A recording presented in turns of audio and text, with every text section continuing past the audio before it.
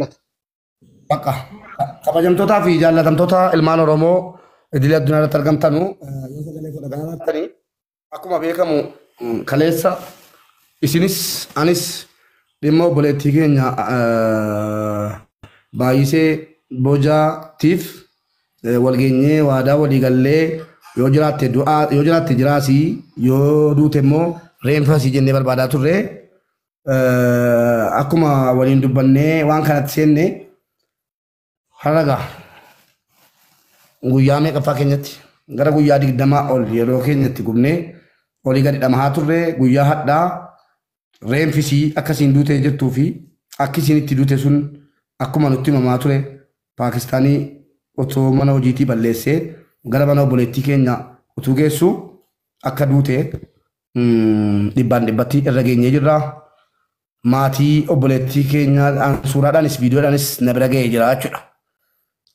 Asirratti wantan jechuu barbaadu maatii firoottan obboleewwan hundayyuu akkasumas hiriyoottan ijoolleen gandaa akkasumas obboleewwan keenya biyyoota arabaa jirtanu jajjabinan siin yawwa gaddaa wal arginan seene gaddaa walitti deebinan seene gammachuudhaan argamte jennaa walitti deebina jennee eegaa turre amma gaddaa walitti deebinee dhiifama naa godhaati wannan sirra barbaadu obboleettii keenya kana gara biyyaatti galchuu malee carraan qabnu maatiin tokko tokko mee suuraa sii nu ergii maal jedhu ani immoo suuraa sii erguurra akka barbaadettu yoo duute jiraatte suuraa sii maatiitti erguurra reenfuma sii maatiitti ergine jennaan akka barbaadanitti ilaalanii namni makiinaadhaan du'e akkamitti du'e mee suuraa naa ergin jedhamu namni makiinaan du'e waan ta'eef dagaa makiinaa maali kan jedhu abbaa beekutu beeka walumaa galatti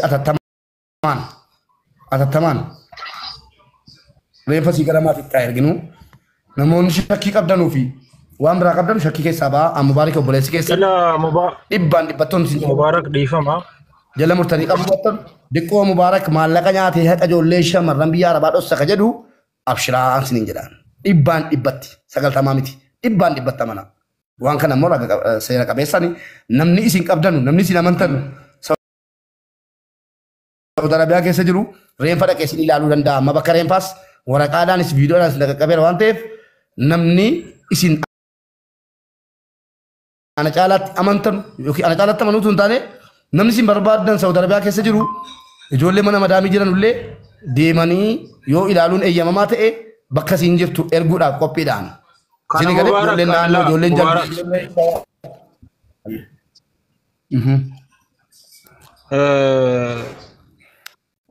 waan kana dalaydee waan guddaa dalaydee waan nisi ama kasi amanullee kasi amanuu baatellee waan goote rabbii jecha goote kana abbaan amane amanu ati waan hojjette bakka hin gayuudha anaka kiyya kana si dhoggaa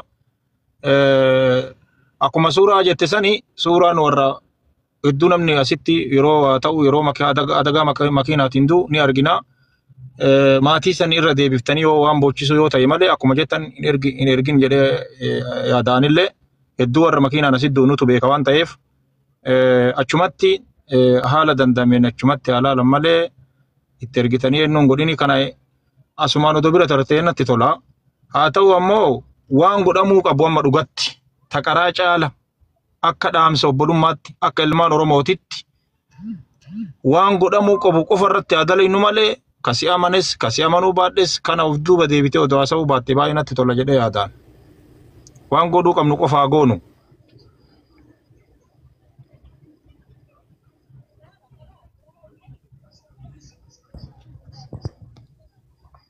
Galatoomii obboleessa kiyya qaalii obboleettiin keenya dhibbaan dhibbatti adagaa makiinaatii fi akka Paakistaanichi illee du'aaf jireenya gidduu jiru akka tumana hojiitii baatee akka boontuu ofiin boontuu maal jettan sun jette mana ijaaraa asumaani lakkoofsa lama barreeffataa arti mucayyoollee bilbileetti meeraa isiillee nu galcha warroonni modeetara warri firaa natti hin gaddinaa natti hin qabaminaa jechuudha as qabeechi qabiin beeku obboleettii keessan reenfisii akkasiin galtu ammas waadaadha nan godha yoo ji'a tokko itti fudhates yoo torbee tokko itti fudhates obbolaa koo gagaarii wajjin reenfa obboleettii keessanis ni fangalcha akka amantaa keessanitti ilaaluun eeyyamamaa ta'e ilaalladha achumatti yoo ilaaluun dhorgaa ta'es akka isintu beeka amantaa keessan hin beeku akkaataa reenfa amantaa keessan itti qabbaramu hin beeku reenfa keessan sinii galchee jennaan ilaalla ishii ta'uu ilaallattanii mirkaneeffattanii bakka ilaaluu dandeessan ilaaltanii mirkaneeffattu kanuma siniin jedha sinitti naga'amini ummanni kun akka keessanitti cinqamaa jira kanaafanis jarattus ilaalimu garuu duuteetti qofti jala namansiisu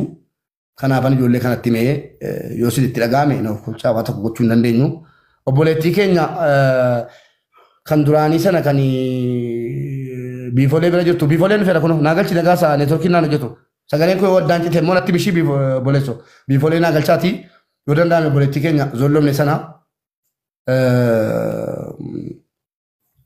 waan ittiin haasofnu qabna waan hin jedhu nan qabaan obboleettii koo sanaan biifolee akkam jirta.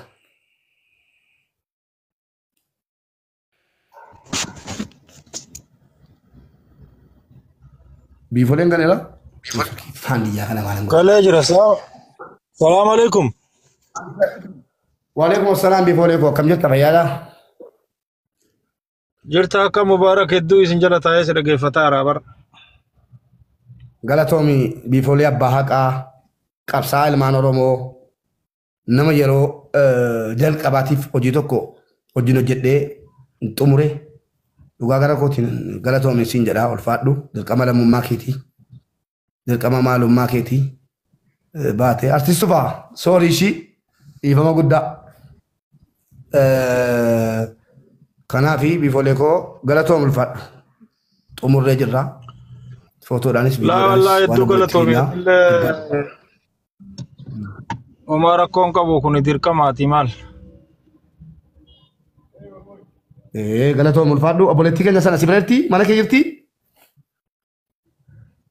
Achuma jirti kaamaalee aga anuma bira jirti garuu anamma bakka dalagaa jira.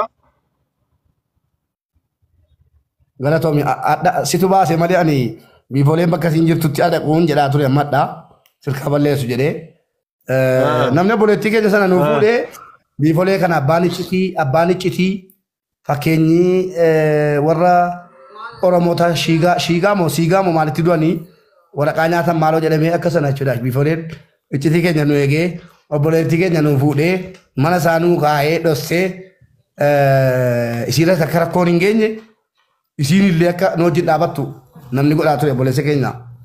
Biifolee islaamummaan gandummaan tuusan daangeessin tokkoffaa ganda kootii miti hin jenne lammaffaa siin kiristaanaan islaaman jenne. Warra kanaatiif an kabaja mataarra na jirudha ana. Warra kanaa keessattuu amantii biraa ta'a, ganda biraa ta'a, dubartii tokko ofitti naa fuudhan yookiin waan tokko na rakkadhe ana ta'anii, uummata Oromoo ta'anii ofitti naa fuudhanii galata guddaa qabu. Obboleettii keenya sana dawwaliiti yoo danda'ame kottu jedhini waan itti nu qabna. Dubartiidha. Gaafa duraa. Bilbilaa fi kalas. Dawwalii kottu. Naanii naa galchaa neetworkii naa hojjetaan jiru isiin illee qabsooftuun hojiin qabsaa turte obboleettii keenya sanaan artistitu fa'a dhiifama jechuufani. Galee? Rakkoon qabu. Maal jettaa artistitu fa'a? Homaa rakkoon qabu carraa irree namaa. Maaliifi?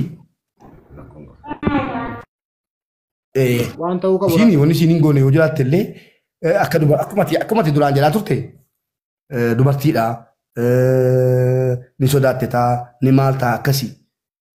Jekka jedhaa turte dhugaa saayikoolojii siimiin irra dhageessanii saayikoolojii siimiin irra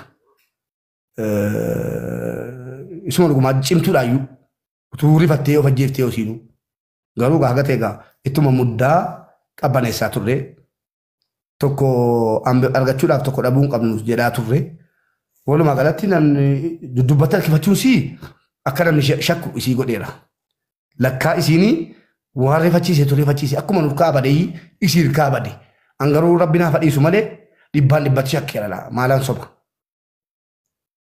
dhageessanii maalaan si soba dhibbaan dhibbatti gurguratteetti jedheera sagaleen kun nagaama miti